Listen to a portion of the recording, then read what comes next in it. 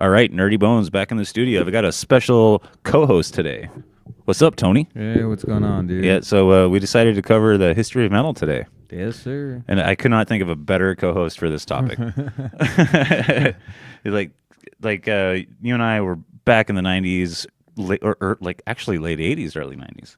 Both of us were metalheads. Oh yeah. Well, I mean, I started getting into metal. At least my earlier exposure was probably about like the mid '80s, mid to late yeah. '80s.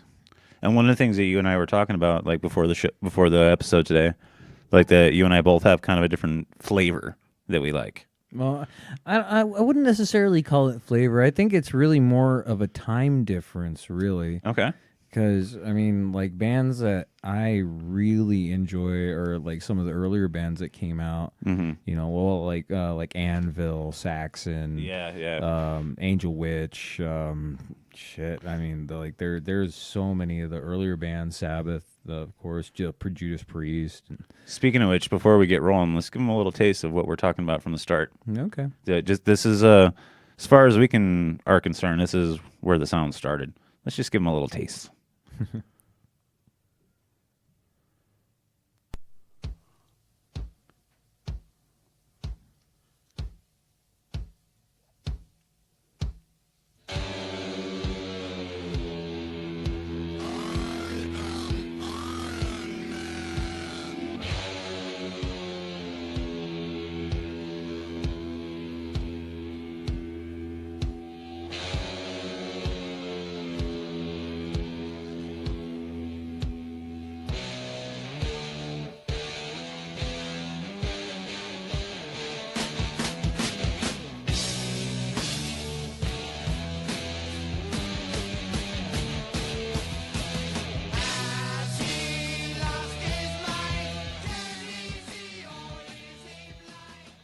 So I thought it would be fitting to start it off with Black Sabbath. Right. Like they kind of started that guitar riff. You know, like Well, give me your input there. Well, with like what I really love about Black Sabbath particularly is that they describe their music with they created their music from their environment. You know, in the industrial towns of England in the 60s. Right. You know, growing up in that environment, and I remember hearing on many different interviews from many different bands actually from that time that they remember being in places like their schoolhouses or just in their homes, and they could hear the metal slamming of all the machinery in the metal factories, you know, and all the industrial factories that were just pretty much right next door to them, more or less. And you know, you hear that hard banging and that rhythmic tone, metal on metal, yeah, it creates. You know, and plus, you know, all the social situations at that time as well, you know, and then also not to mention, you know, being an answer almost more or less to the hippie movement, you know, here in the States during that time. I mean, it was a really good answer to it because it's kind of the breaking of that facade of everything's, you know, happy flower, you know. Right? Yeah, it was like the negative, like the picture of a negative. You know what I'm talking about? Well, it's the balance. I mean, it shows that there's more underneath just a simple facade of, you know, free love, right? All that fun stuff, which, you know, had its place. You get into songs like War Pigs. Right. You know, and that kind of like speaks to the time. You know what I mean? Like it really kind of, you know, like there's I'm like drawing a blank right here, but like the big thing is it like speaks to the emotions of the people at the time. Exactly. Well, I mean, music is always one of the best reflections of any social response from individuals and the masses. Yeah. You know, but I mean, with all that, I mean, it created this perfect sound, and I mean, Black Sabbath is just fucking awesome. Oh, hell yeah. I mean, Fairies Wear Boots is one of my personal favorites. That's an awesome song. I mean, there's actually quite a few that I have. It's hard to really pick one. But what I really actually found the most fascinating, particularly about Black Sabbath, was just Tony Iommi. Tony Iommi, and if you guys don't know, he's the guitar player for Iron, or I was gonna almost said Iron Maiden. Oh my God, I'm gonna get shot in the head. It's Black Sabbath. Yeah, I mean that guy had, you know, four and a quarter finger. Yeah, you know, from losing half of his finger in a metal pressing accident. Wow, I And didn't know that. the irony, I think, if I remember right, is, well, it's not really an irony. It's just kind of interesting, is that he went into his job at the metal, like at I think it was a sheet metal factory, and it was his last, pretty much, I think it was his last day or his last week, something like that, because he was going to quit the job to go play with Black Sabbath. Oh, well, there you go. And he was working a station that he hadn't been trained on, and the guy that regularly worked it had called in sick, so he filled in for him. And the the metal press that he was working with, you know, slams down in at certain intervals, and if you're not paying attention, you know, you'd lose more than just a finger. You could lose a hand or part of your arm or whatever. And I guess he just caught it right at that bad second where it came down and smashed his finger. Wow, I did not know that. Yeah, I did not and know then to make matters, now this is really interesting for people that worry what happens if they injure their hands or things like that. He actually crafted basically a prosthetic fingertip out of melted plastic bottle caps. Oh my God. Yeah, and then covered that with, I think, leather. Something like that, something to that effect, some soft leather.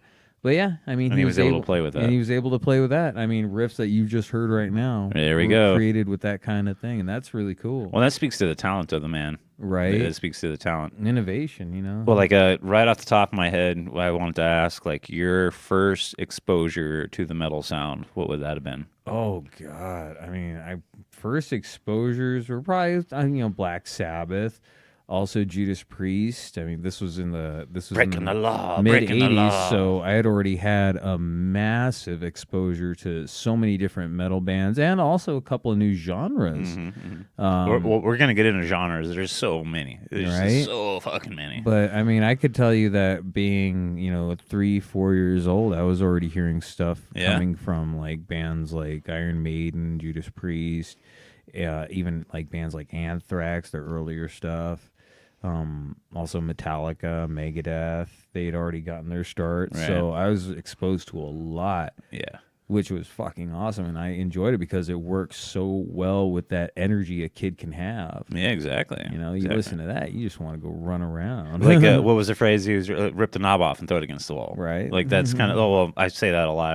I always like say, like, turn it up to 11 or turn it up 12 and rip it off and throw it against the wall. Right. But, like, for me, it was, there might be a little bit of controversy for me on this, but, like, my first experience with a heavy sound would have been Jimi Hendrix. All right. That, and anybody that doesn't respect the fact that metal came from that sound, like the sound of like Hendrix, Deep Purple, Black Sabbath, Zeppelin. Zeppelin. Throw out a couple more. Uriah Heep. You're right. Yeah, there's a good one right there. Like that's the first time like the music to use the term heavy, to where it was like heavy.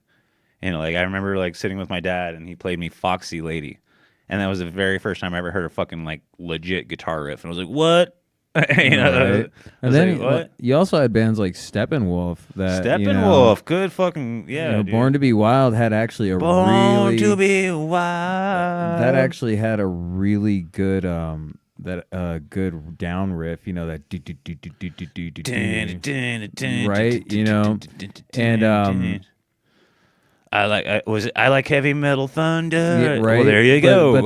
But that riff, I mean, if you were to alter it just a little bit with it, like add some distortion or just tweak the sound, you could easily pass that for a heavy metal song now. Exactly. But it gave birth to that type of style, and it was just that type of rhythm and composure.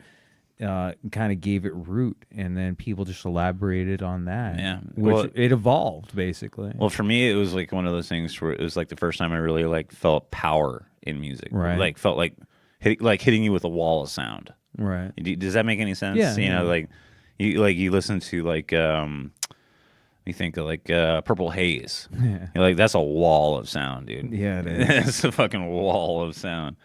But like for me.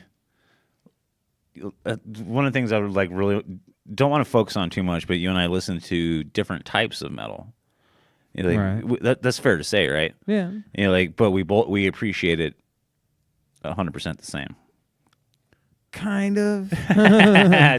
Tell me what's on your mind, brother. Well, I mean, don't get me wrong. The bands that are out nowadays and the ones that are coming out, they're good musicians. They're talented. They've got skill. They do what they do, and if they get paid for it, even better. Right. I myself I'm not really into some of their delivery, I guess. Okay. You want to say certain, like the music. I mean, that's the thing too.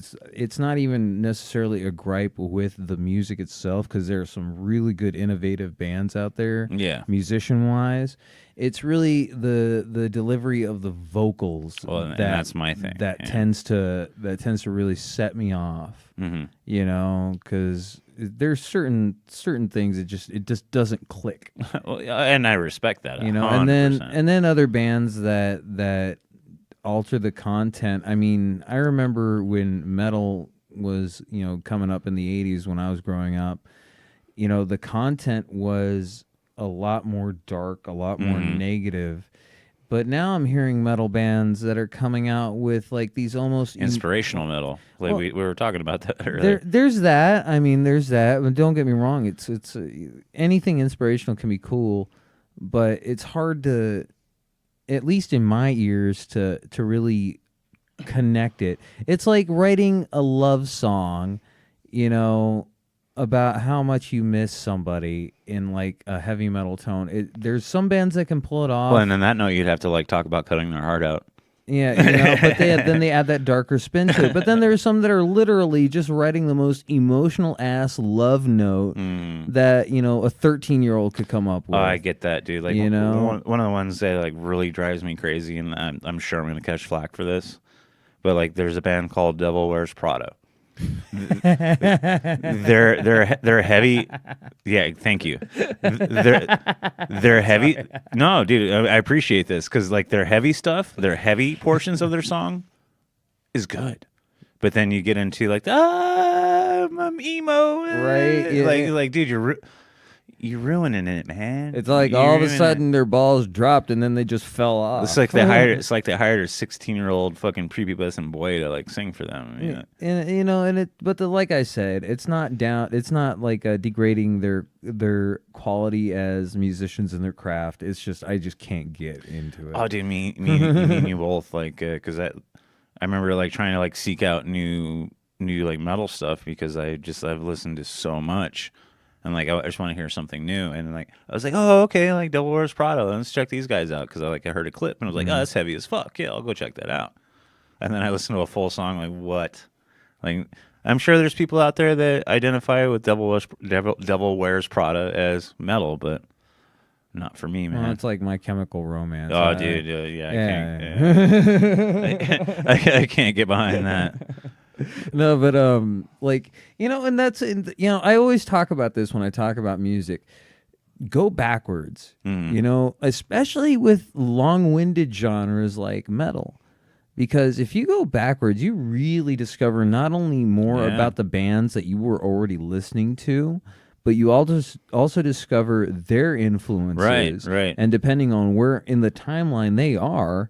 You could find some really awesome 70s and late 60s metal bands, that you would have never listened to. Like Angel Witch is like a really good one.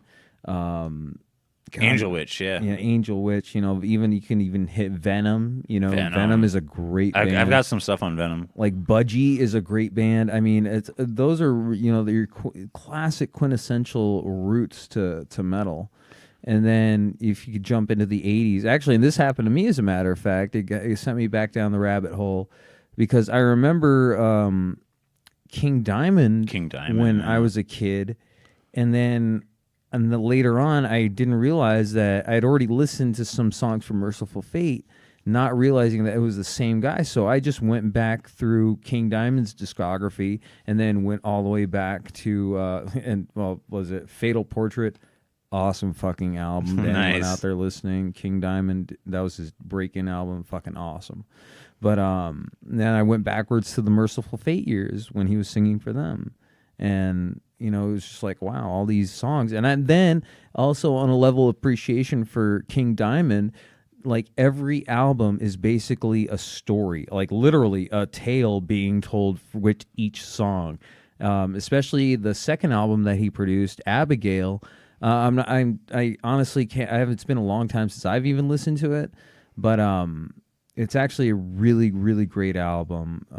Fuck. They even actually did another. They did a sequel to that album, I think, in 2002, Abigail's Return. And I'll just say this: it's worth a listen to. Read the lyrics because it unfolds basically chapter by chapter, almost with the verses or with the tracks. What was that? What was that band that did the album about Jeffrey Dahmer? Macabre. Macabre. Yeah. Now that's your classic murder metal right there, man. Yeah. I love those guys. Yeah, they're so good, man. Well, I remember the song "Dahmer is Dead." Like this, like those guys. Like I'm gonna keep alluding to the different styles. And like, there's just so many different things, and like that's like I'm listening to you talk, and I'm like, my God, there's so many like subgenres. There's so many like Gwar. Would you call it Gwar metal? Yes. Well, Gwar is really interesting because, like, I swear, there's some points where they are just punk. Other points where they're hard metal. I consider them metal. I would call them metal too. Yeah. Like, oh God. Was it the Antarctic and drinking song? That's just a fucking great track. You guys need to like take notes on this episode. And if you're fans of metal and you haven't heard of this stuff, you owe it to yourself to go check it out. And also, just since we're talking about Gore, big shout out to Odorous wherever he is out there in the ether. Past. Still watching us from the great beyond. That's right. But actually, Gore's been. I think I just heard recently that they went through their third bassist. As a matter of fact, yeah, their third beefcake. I mean, I like every bass player that they've got, and I think does really good jobs. But people do move on. But I don't know. I've always loved Gwar. They've never let me down. Well, that kind of moves us into like the 80s, early 80s, right? Like what was the first Gwar album? Oh, that's a good question. Was that like early 80s into the 90s? It wasn't Violence Has Arrived. It wasn't Scum Dogs. I have American Monsters pop into my head, but is that Misfits? No, American, was it American Monsters? They had Famous Monsters. Famous Monsters. That was the second album that they had with Michael Graves, which actually wasn't that bad. Yeah. Because then you had the genre of like horror punk rock. Exactly. Well, then like punk rock and metal kind of share a lot of origins. Well, yeah. They don't share a lot of sounds, but they share a lot of like influences and stuff like that. Yeah. Well, the same angst is there. It's just different. Well, it's always down to the delivery. Right. Like the delivery. Like I was watching a documentary earlier today. You remember Celtic Frost? Yeah, actually, I was listening to them earlier. Yeah, like they were talking about the documentary. Like you were saying, like we didn't really know how to play our instruments.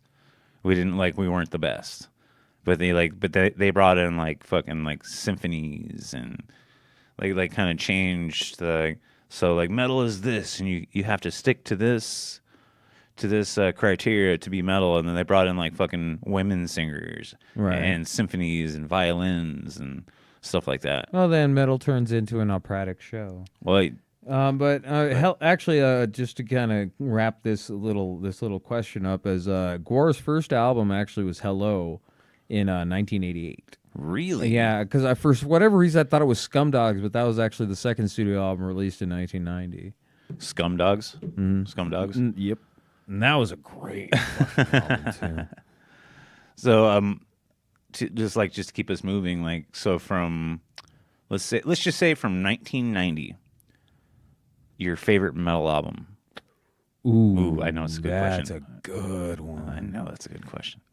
Divine Intervention is one of them. Slayer, I'm a big time Slayer fan. I know you are. Yeah. Gosh, also I think it was Cannibal Corpse had released. I think it was Vile. Can't remember. No, actually, no. I think Vile was released a little earlier than that. But definitely Divine Intervention, and then later on Wisconsin Death Trip. Wisconsin. That you took the words out of my mouth. That would be my. God, there's so many. Yeah. But then again, I was also experimenting with a lot of different metal bands. Like I had discovered Cradle of Filth. Cradle of Filth is so during the good. 90s. Yeah, I discovered. Well, Cradle of Filth is really cool because they were in that black metal genre, to where it was like it wasn't like super fast. It wasn't. Well, it also depends on the song. I mean, Yeah. there were some songs that they did retardedly fast. Well, or should I say ridiculously fast? what's the singer's name? Danny Filth. Danny Filth? Yeah. Like he had a really cool eye for like weird ass imagery. Like when they did like videos and stuff. Like Oh yeah. I remember, I forget the name of the song, but the video is like it had like violin in it, and the video Oh yeah, they're Where playing their arms with fucking razor slitting blades. wrists, yeah. Yeah, like it had a really good eye for that stuff. Was that Cradle to Enslave? I'm drawing a blank for what that song was. God, but- I can't. I saw that so long ago. yeah, well, yeah. I mean, I had Cruelty and the Beast, Dusk in Her Embrace, and then I had the Death is Only the Beginning compilation CD, Okay. and they had a track on there which was really great actually. But I don't know, man. I mean, It's hard to say, right? It is really hard to say. I mean, there's some really good ones that came out in the '90s, especially from like Megadeth. Megadeth is amazing. Megadeth is awesome. I always liked Euthanasia. Euthanasia is a great album. Yeah, Euthanasia is a really good one. And look at the spelling of that, guys. I'm not talking about fucking because it actually spell it youth in Asia. Yeah. And just kind of you take those three words and just kind of mush them together. That's the spelling of the album. Yeah. But I mean, Megadeth is actually one of my all-time favorite. Well, I know that. metal Yeah. bands. Dave Mustaine from Phoenix, right? Well, actually, no. I thought it was from Phoenix. No. Jason Newsted, I know, is from Phoenix, from the I couldn't the fact former bass check player from me, guys. Metallica. Fact check me. But like, I just thought that he was from Phoenix. No, I think he's from California. Okay. I remember he lived in California for a while as a kid, but he had a kind of an interesting past. But hey, that's neither here nor there. But no, once he hooked up with Elfson and Gar Samuelson, friggin' God. I remember Megadeth doing a song for the Universal Soldier soundtrack.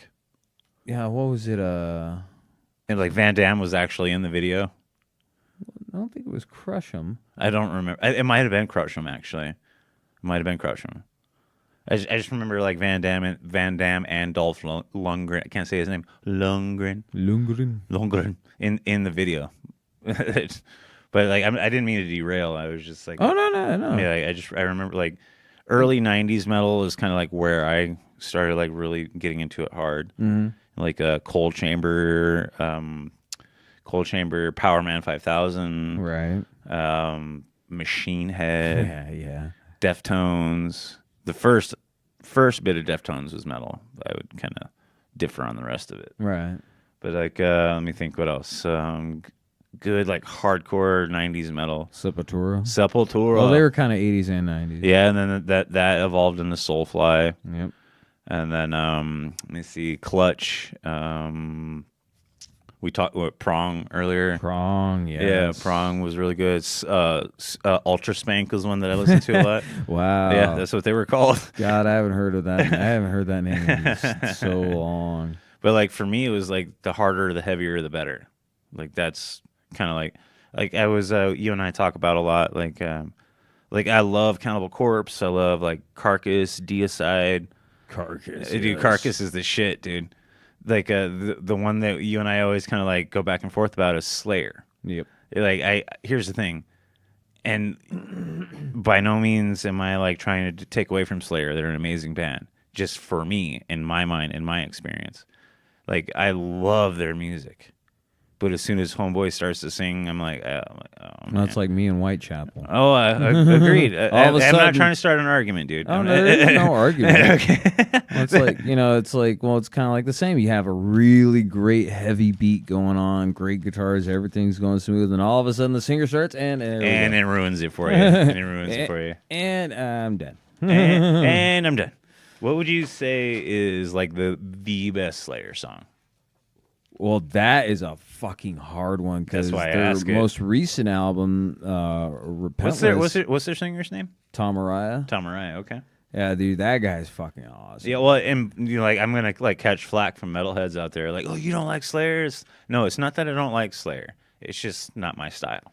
Well, I think this is they're doing their final world tour this year. I think. Really? Yeah. Really? Yeah, they've been around. They've been around a hot minute, Yeah, man. well, they've been around since the early '80s. Yeah, they've been around a hot minute. Yeah, dude.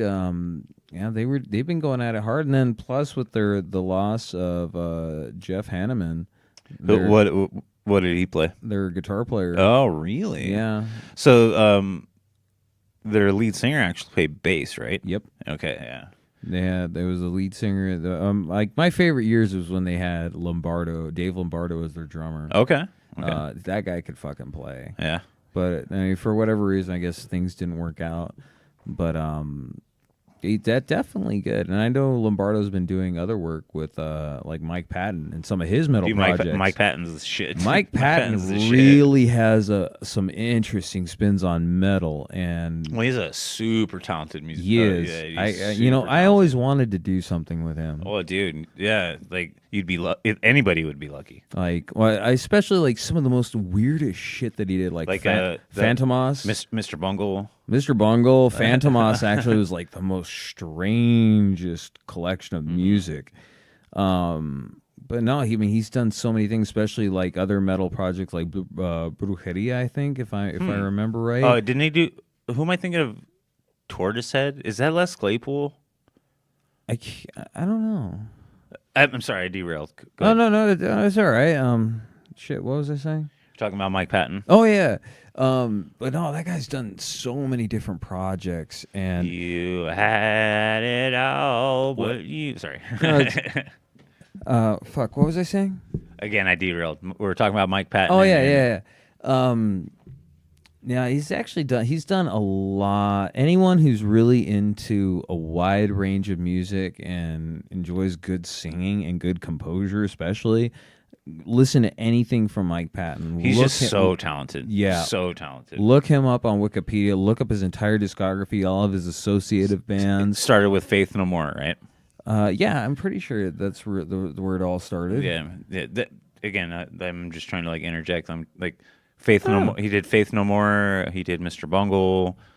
I think Portishead was the name of the band. Portishead? I think that's the name of the band that he did. But I know he's done some obscure ones like Black Queen and Black Queen. God, I can't even begin to think about it. There was one though that he did. He actually did a cover of Bela Lugosi's "Dead" from Bauhaus, and that was actually really cool. Yeah. Well, like one of the big things, like because we're talking about the history of metal, one of the big things I want to like keep us going on is like I really honestly believe like the origin of its sound is kind of a rebellion from the mainstream. Would you agree with that? Well, I mean, with any genre, I mean, it's just speaking out for its own generation, an aspect of its own generation that feels silent or has to, vocalize its views on certain things, be it social, spiritual, whatever. I mean, Right. that's like Yeah, my I get take that. on it. So like in the 90s is in late 80s, early 90s is where you started getting like the heavy vocals. Yeah. Right? That's about the right time period to put it. Well, I think really some of that might be a lot of credit should be given. I think is singers like Lemmy. Lemmy. Also, And what's the guy from Blue Oyster Cult that was able to very first sing the top A? No, that was Deep Purple. Was it Deep Purple? That was Deep Purple. Yeah. And Yes, I have it actually written right there. I can't remember this name. Dylan Shit. something. Yeah. But like he kind of broke the mold of. Well, he was one that really started utilizing that. I wouldn't. And that's the thing is, I don't think anyone can be the first at anything. It's just the first person to actually do it in front of a mass First crowd person recognized. and to get it to be recorded and heard on a mass base. But he definitely man. He could sing. Yeah. And then of course he had dim pipes, right? And then that also influenced other singers singers I think like King Diamond were influenced by that. Well, and you were talking about Lemmy a second ago, right? Because they had that more gravelly, that deep, Ace that more of Spades. yeah, that more guttural, type of sound to the vocals. And that's like you can totally correct me if I'm wrong here.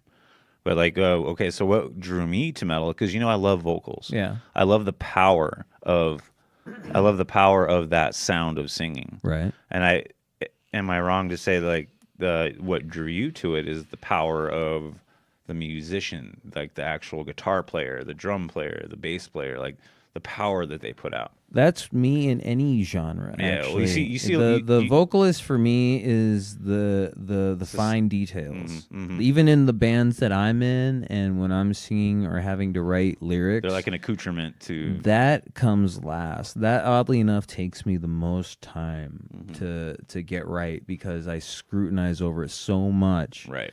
Because that part to me is just like the lyrics themselves can really steer a song in a direction. You can have like some heavy beats, but if it's talking about something sad, it can be an aggressively sad song. Well, you think about like Typo Negative. Right? There you go. Perfect. Yeah. Like my girlfriend's girlfriend. And you could take a folky sounding song like something you'd hear Neil Young play and then put some really dark lyrics behind it like Macabre did actually for a song about Ed Gein. Right. Dude. I mean, there's a perfect example of that, and it can totally steer the direction. It sounds like a happy, upbeat song, but it's about a wearing mass people's killer. skin. Yeah, exactly. Yeah. I know. So that's why for me the lyrics are they're important, but it's not what I focus on. Right. Well, and I appreciate that's what I appreciate about you. It's like you have like a feel for the music itself, Right. And my draw to it is just the power, Right. the power, and like I'm gonna play another little quick clip here. This is just a band that I have to give them a shout out. They're called Beelzebubs. What I'm getting at right now is just like the power, and this will kind of harken back to like Iron Maiden and stuff like that with their guitar riffs and shit like that.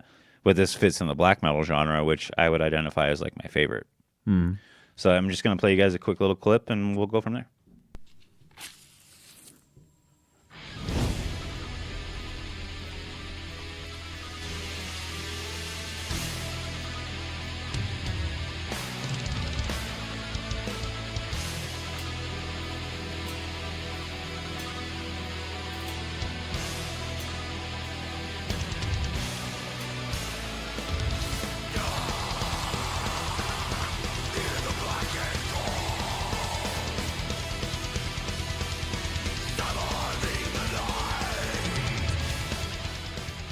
So that was just kind of like an example of like the different style, like that fits in the black metal.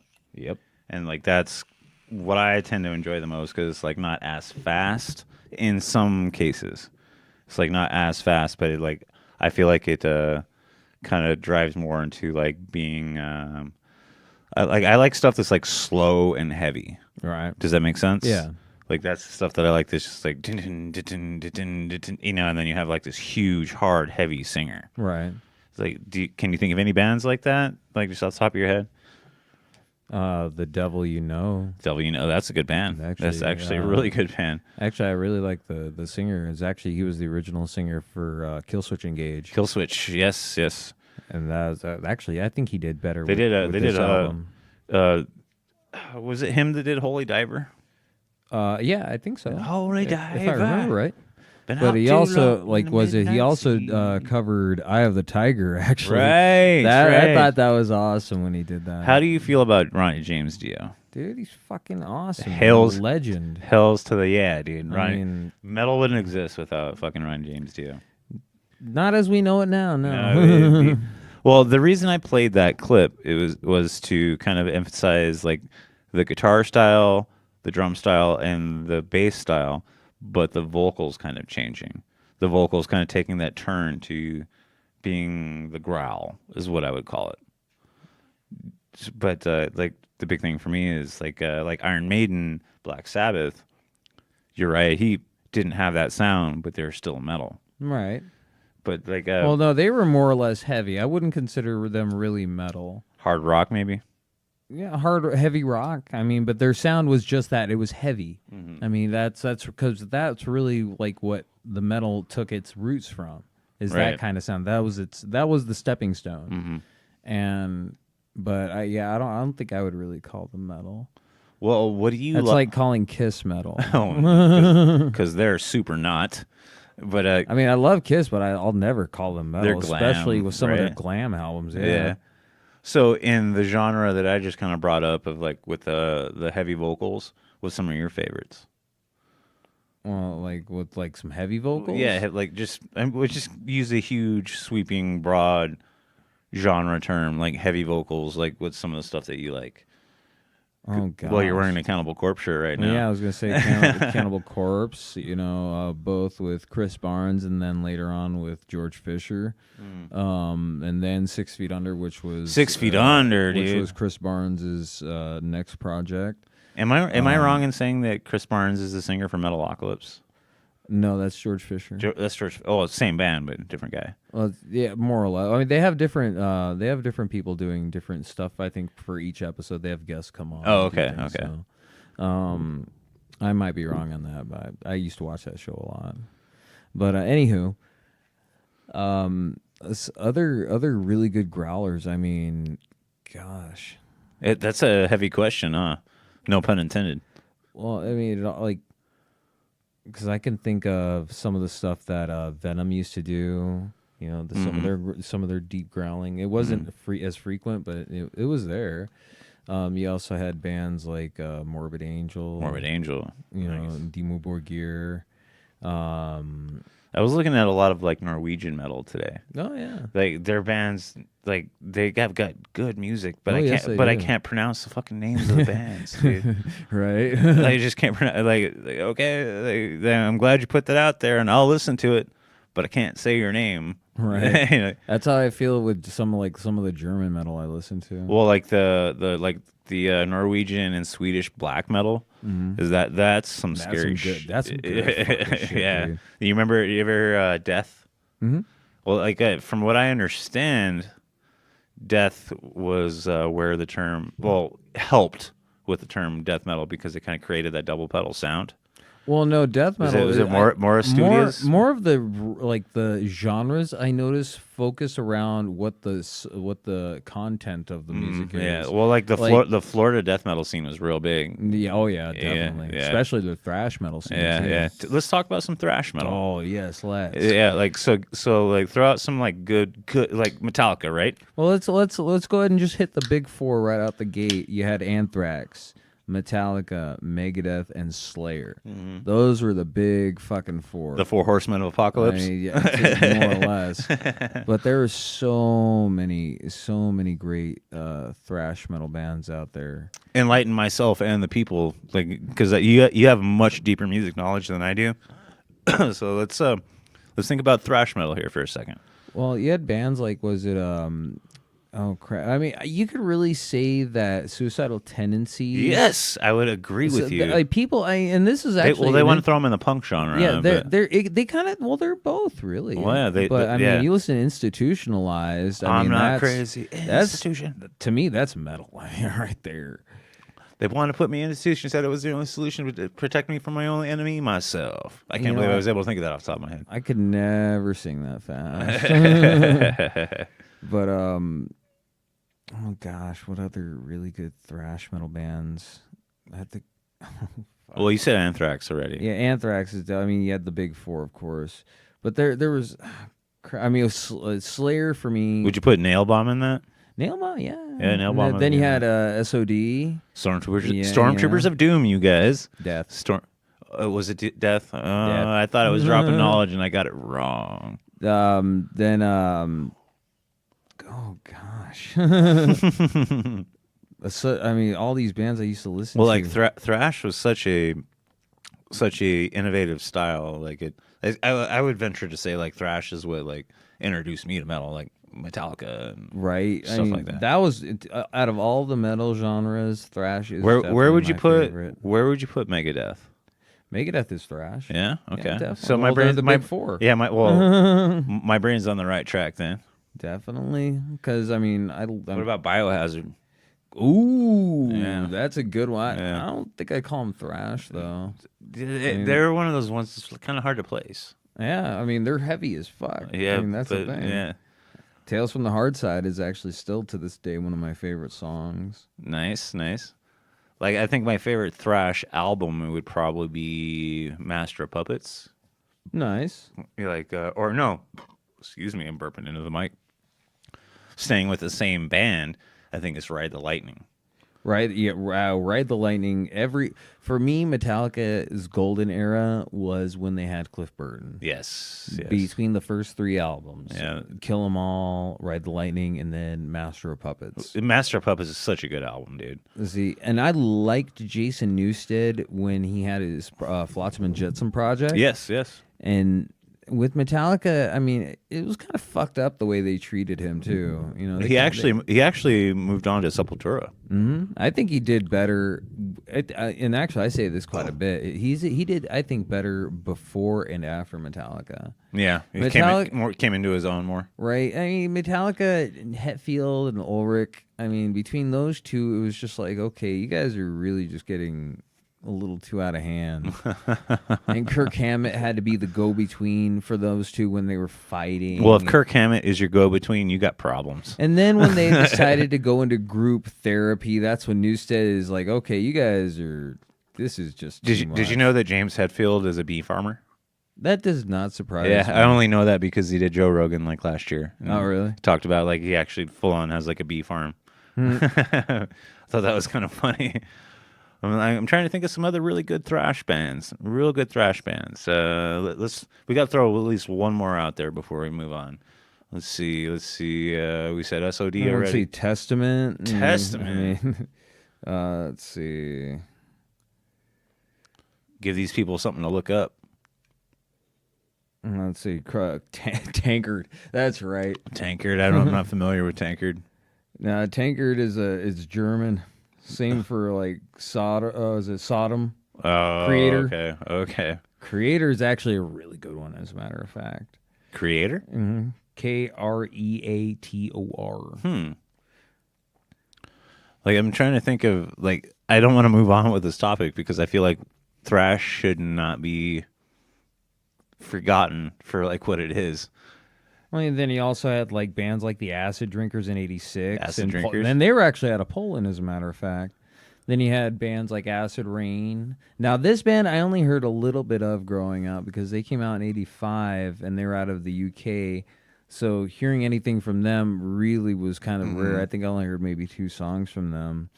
Agent Steel, which came out in '84, was actually another really good one. Agent Steel. Now, they're from here. I think they were, I can't remember if they were West Coast thrash. Oh, actually, here's another good one. Angel Dust. Angel Dust. Also Annihilator. And Dude, Annihilator. I'm so glad you brought up Annihilator. Annihilator is actually out of Canada. Really? Well, they would actually be thrash / death metal, I would say. Well, same thing with like Anvil. Anvil was like early thrash out of '78, and freaking gosh, but like I said, there is a lot. Well, like I have a little list here, real quick, that I would like to just. This is like a small little sliver. Oh wait! Before you do that, Go there's ahead. just one more. I've only heard one song of theirs in my entire life, but I remember it was fucking awesome. The Dead Brain Cells from Canada. Dead Brain Cells. What a cool name. Now they came out in '86. Now that Really? Yeah, that was like I swear, like thrash's heyday was like between like '78 to '98, right around that time. Before everything it's so crazy how like one little like nuance will change like what the genre that you fit in. right. Like there, like a hard voice, a double pedal, a down tune bass, stuff like that. And like the list that I have right here is just literally I had to cut it off. Here's just a small little list of genres of extreme metal. Metal. So well, extreme is one. So then we have I'm going to start off with death metal. We got thrash, we got doom, we got grindcore, we got black, gothic, progressive, power, folk, industrial, metalcore, speed, symphonic, and Latin. Those are just the ones I decided to write down. Yeah, it's definitely had a lot of offshoots. Well, I would venture a phrase to say that like the hard version of rock music has been like the most innovative. Like it changes the most. It has the most influences. Like any hardcore heavy metal head, like myself, yourself, we both have Johnny Cash albums on our shelves. Oh yeah. You know, like the influences are so vast, so vast. Well, nowadays, you can pretty much make a metal song utilizing any genre. Yeah, exactly. It's actually kind of cool because it does. But then again, I also think it's actually kind of a curse of a long-winded genre. Is that you see this also in big name bands? Yeah. Is that they start off really heavy. They start off with this really awesome sound. They play that for so many years and so many albums, and they try to branch out into the same genre, mind you. But then it starts sucking. But with a different style to it because they want to try something new but still stay hard. And that's when, you know, bands like Metallica tend to fuck up, and then they go to the Alternica years, and then all of a sudden they try S&M, which actually was It's not a bad album. it wasn't a bad album, but then you have the idiocy that came out when they try to kind of catch up with other bands with Saint Anger. And I never actually listened to that album. you're not missing out. Okay, man. yeah. Trust I me. kind of figured as much. But that's just my opinion, mind you, and an opinion that seems to be shared by quite a few. But Well, like you then- said, I'm probably not missing out on much. and then in the end, they kind of regress, and then they figure, oh, let's go back to our original metal roots. Now, take a band like Megadeth. Now, Megadeth is the perfect answer in my Dude, opinion. Dave Mustaine is probably one of my favorite frontmen. Yep, and he used to be the original guitar with the original lead for Metallica. Yeah. Like he was the one that wrote pretty much a lot of the music for the Kill 'Em All album, which is actually my favorite album from Metallica. Well, serendipitous. Right. And then but they maintained their sound throughout their career. They had different variations on it, but it always stayed thrash. It was always hard. It was always just a lot of people didn't like the Cryptic Writings album from Megadeth. I loved it. I mean, I don't recall that album actually. It's the one that had the track Trust, Okay. and it was a good track. I mean, And they had this might like be out of left field, but like their like mascot that was on all of their shirts, Vic. Yeah. That's like neither here nor there, but continue. dude, Vic is awesome. Yeah, I had plenty of those shirts, dude. I know. I had plenty of those shirts. I remember. But you know, they kept it going, and they haven't had a reason to do the whole, you know, ascension and then fall. I mean, Dave Mustaine had his issues, you know, but every member of that band did, and every member in a band like thrash metal has some kind of issue that they have to deal with on a personal level. Yeah. But as far as a professional level, I don't think they ever really faltered. Well, they're still putting out good stuff. Oh, dude. fuck yeah! I They're mean, still putting out good stuff. was it Dystopia? I think yeah. is their most recent album, and that is just one of the best fucking albums ever written, in my opinion. Hell yeah. You know, Hell yeah. I mean, I have my favorite albums, but Dystopia, every time they come out with something, they really know how to work on what they may have not touched on in the last album. Right. And they always come up with new ideas and new riffs. I mean, it's just too damn fucking cool. You know, Megadeth has to be one of my all-time favorite bands. Well, like the big thing when we talk, you and I talk about music all the time. Oh yeah. Like what I notice, like when we talk about metal, I like the stuff that's more heavily vocal, and you like the stuff that's more heavily like technical and like the guitars. And I think I'm going to use the phrase flavor. Like that's just the flavor that I like. Like you don't like Whitechapel, but I can listen to Whitechapel all day. Mm-hmm. Yeah, but like then there's bands like let's see, like Iron Maiden, which I love Iron Maiden in small doses. You know what I'm saying? I find that to be pretty interesting, actually. Elaborate. What do you mean? Well, I mean, what is it about Iron Maiden that you can only take Well, in like small doses? like Run for the Hills. Right? That's an amazing song. Yes. It's the high pitched vocals I can only take in small doses. And yet you listen to Dio. Yes, I do. Yes, I do. I know. I get what you're saying. I get what you're saying.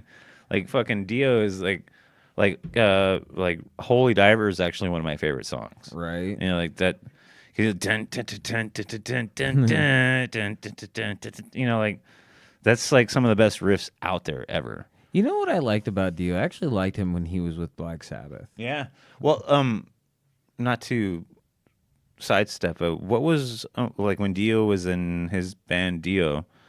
What was the guitar player? Who was the guitar player? I don't know who that was. Shit, now that's a good fucking question. I Yeah, don't even because remember. that dude deserves some fucking credit. Oh yeah. Holy diver, you went out too long in the midnight sea. But what's right now? Like, what's some of your favorite metal? Well, let's see. Lately, I've been listening to a lot more Macabre. Nice. The Grim Scary Tales album is actually a really good fucking album. Grim Scary Tales? Mm-hmm. When did that come out? Actually, it's pretty recently, I think. Really? I think within the past few years. I'm trying to, because one of the big things I pick up on metal albums is like their cover, like the shirt you're wearing right now. Right. Like metal had a big thing with like their album covers, like that caught your eye. Mm-hmm. I just can't think of who that was. For me, I mean, that's actually kind of how it started with new bands. That's how I'd come across. Like, if they had some good album art, you know, I'd at least listen to them. Give them a chance. Give them a chance. And once I discovered that band was good, I just didn't even have to look at the album art anymore. I Just bought it. See the name of the band, and just buy the CD. How did you feel about Static X? Static X I liked. I think they had their ups and downs, mainly when it came to their more emo stuff. Right, dude. But Wisconsin Death Row, I mean, that whole album was fucking heavy, Right. dude. Well, I recently found out that name was called the name of that album is from Jeffrey Dahmer. Oh, that's right. Yeah, you were telling me about that. Yeah, I didn't even know that. Yeah, well, I didn't put that together until I like did some like research, but because they are from Milwaukee, Wisconsin, so like kind of makes sense, Right? Because like they have what's called the Wisconsin Death Tour, to where like people will go there and like go to the chocolate factory that Dahmer worked at and shit like that. You know, Taste of the fudge. there's bones in the chocolate. That ain't cherry filling. But I just feel like I need to do this real quick.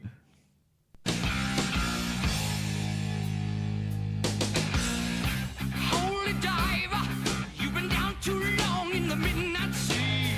Oh, what's becoming of me? Ride the tiger, you can see his stripes, but you know he's clean. Oh, don't you see what I mean? Gotta get away, holy diver.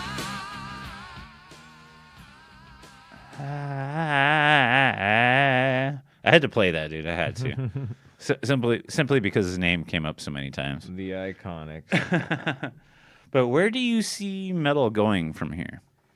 You don't want to ask me that question. I wouldn't have asked you if I didn't want to hear the answer.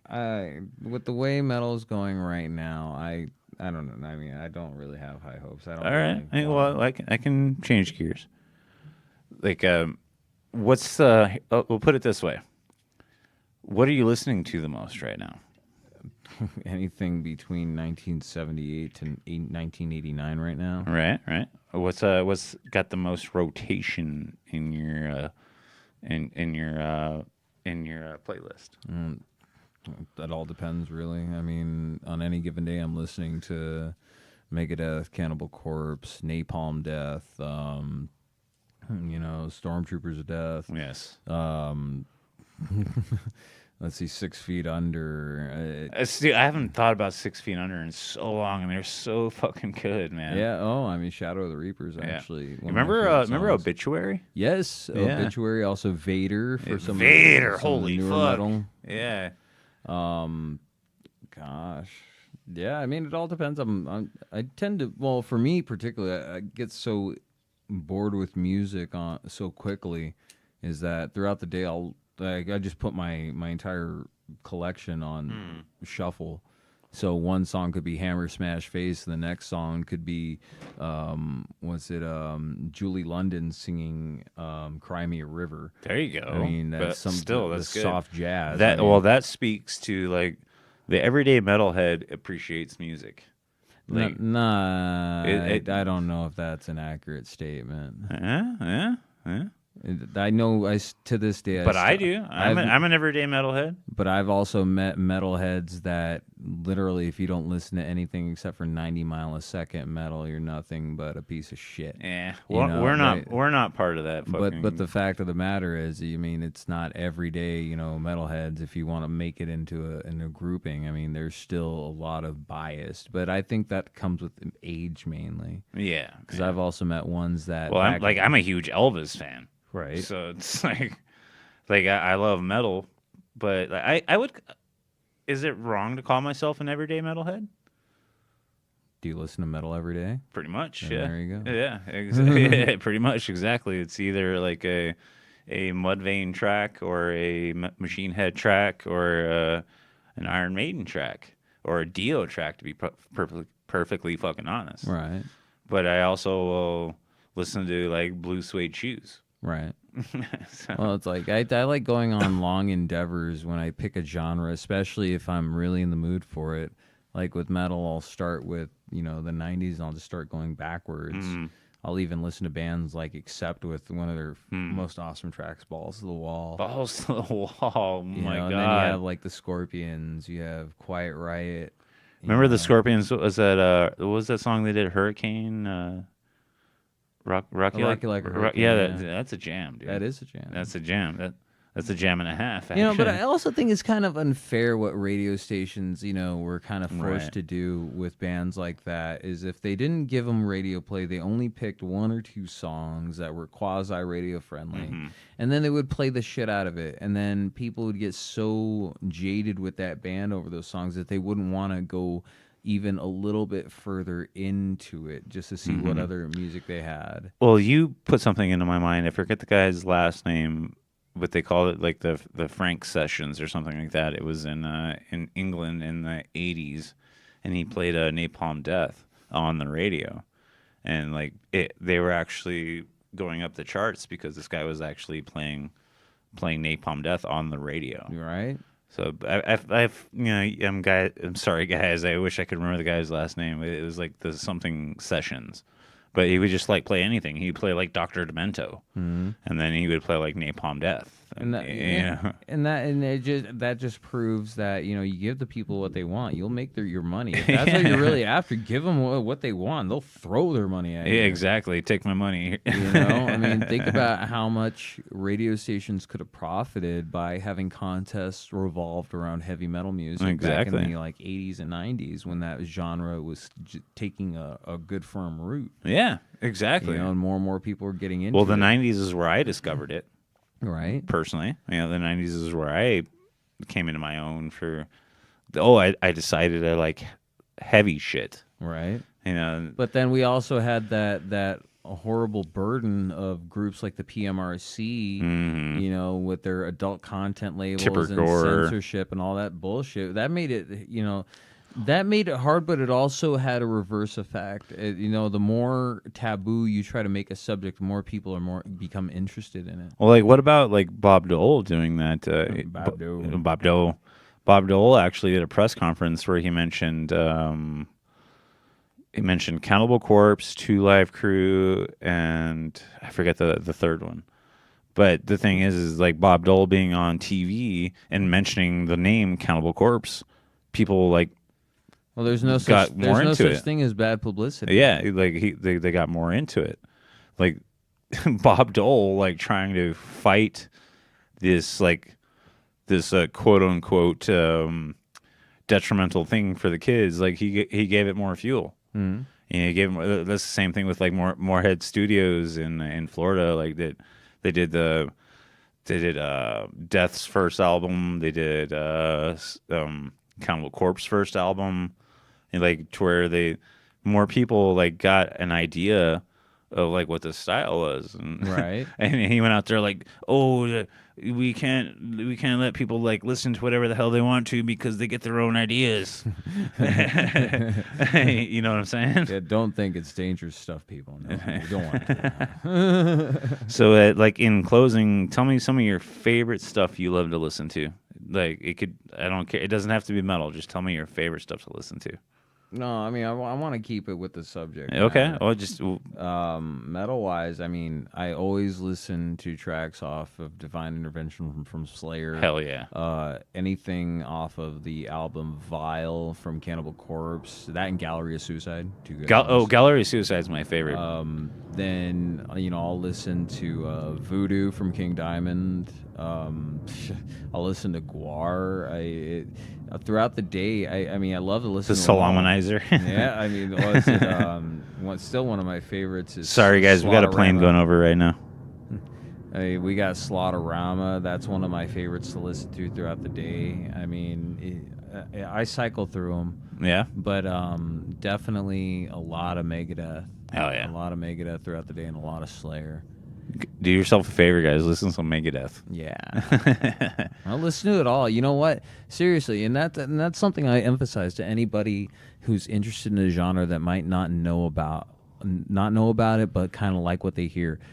Delve deep into it. Listen to bands you've never heard of, because Take suggestions from people. yeah, I mean, more often than not, the bands you never heard of can produce just as good a quality of sound and music as the pros do out on the road. Mm-hmm. And then even if they don't produce that good of a quality of sound, the content, the composure, if you're really into the music, you'll be surprised how much some of these no-name bands put into their sounds. Yeah. Well, You know? they're the ones that fight the hardest. Right. They're the ones that are the most hungry. Exactly, and nowadays, I mean, thankfully, it's kind of interesting that some of these bands can get out there with minimal effort, like back in the day when you had to go to do a bunch of shows and go send a demo to a record label and then get signed and then all that other stuff.